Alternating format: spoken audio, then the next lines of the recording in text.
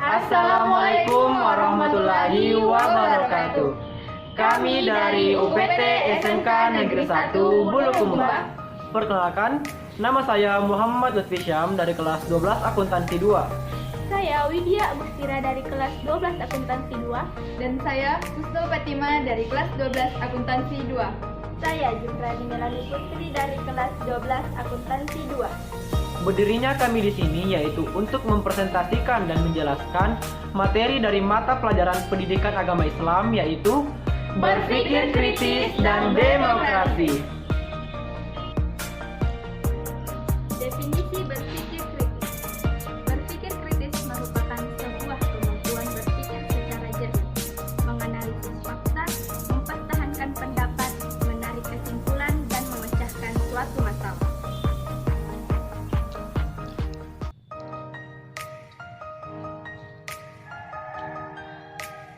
Berpikir kritis tidak sama dengan menghafal dan mengumpulkan suatu informasi. Maksudnya, berpikir kritis tidak sama dengan mengumpulkan informasi. Seseorang yang memiliki daya ingat yang baik dan memiliki fakta tidak berarti pemikir kritis. Seorang pemikir kritis adalah seorang yang mampu menyimpulkan apa yang dia ketahui dan mampu mengetahui bagaimana cara memanfaatkan informasi untuk menyelesaikan suatu masalah.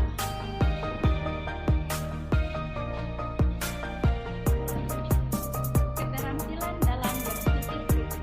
Yang pertama, interpretasi, analisis, evaluasi, dan inferensi.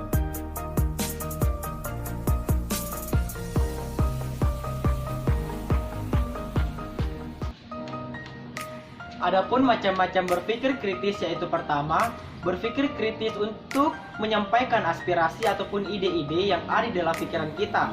Nah, dalam hal ini biasanya digunakan oleh para mahasiswa ataupun para pekerja kantoran yang dimana menyampaikan aspirasinya kepada para atasan ataupun para dosen untuk mengubah suatu keadaan tertentu. Dan yang kedua yaitu ada menyampaikan sebuah berpikir kritis untuk menyelesaikan sebuah permasalahan. Nah, dalam hal ini, menyampaikan sebuah masalah merupakan hal yang sangat penting apabila dilakukan secara berpikir kritis ataupun berpikir dengan tepat untuk penyelesaian masalah tersebut.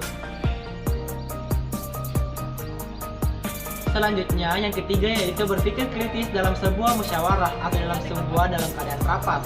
Nah, di sini berpikir kritis ataupun berpikir secara cepat, tepat, dan tepat merupakan sebuah hal yang sangat diperlukan dalam sebuah rapat. Mengapa? Karena supaya ide-ide yang disalurkan bisa diterima oleh para pendengar lainnya. Dan yang terakhir yaitu ada berpikir kritis dalam mengkritik. Nah, hal ini berpikir untuk menyampaikan sesuatu aspirasi ataupun sebuah kritikan kecil kepada seseorang. Tapi perlu diingat untuk menyampaikan sebuah kalimat harusnya hanya berdua dengan orang itu saja. Dalam artian tidak ada orang lain yang mendengar hal kritikan tersebut.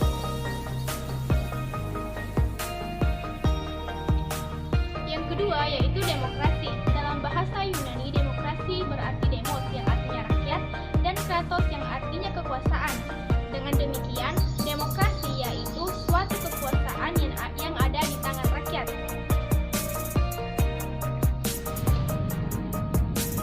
Selanjutnya yaitu pengertian demokrasi terbagi menjadi tiga. Yang pertama yaitu pemerintahan dari rakyat atau government of the people.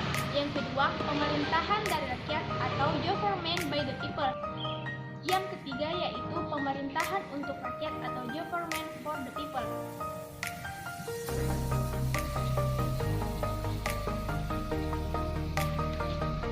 Baiklah, saya akan melanjutkan apa yang telah dipaparkan oleh rekan saya mengenai demokrasi.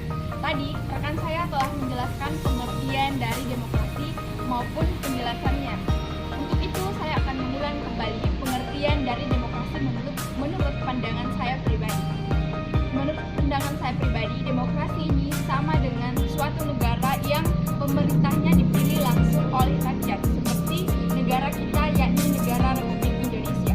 Demokrasi juga memberikan kebebasan kepada rakyatnya untuk menyuarakan pendapat, mengemukakan argumentasi, begitupun menyampaikan sebuah aspirasi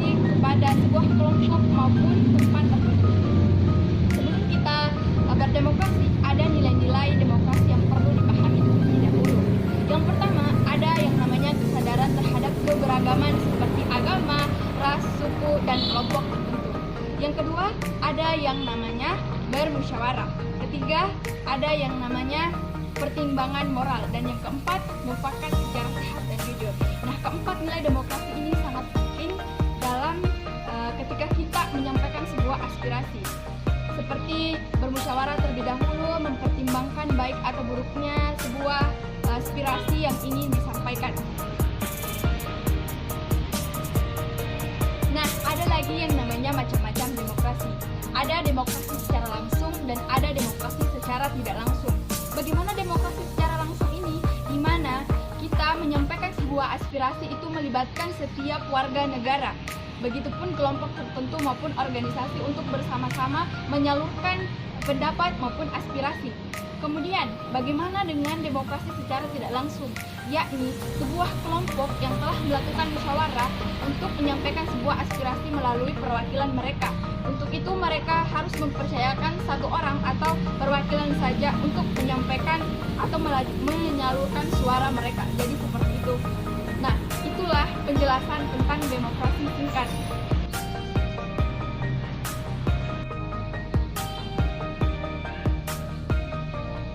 Ayo berpikir kritis. Karena berpikir kritis dapat membuat kita lebih percaya diri Dapat menyelesaikan suatu masalah. dan dapat membuka pola pikir yang lebih baik.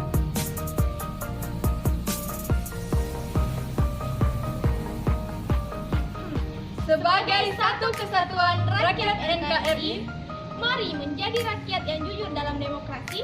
serta sehat dalam akal budi, rakyat yang hebat, rakyat yang sejahtera.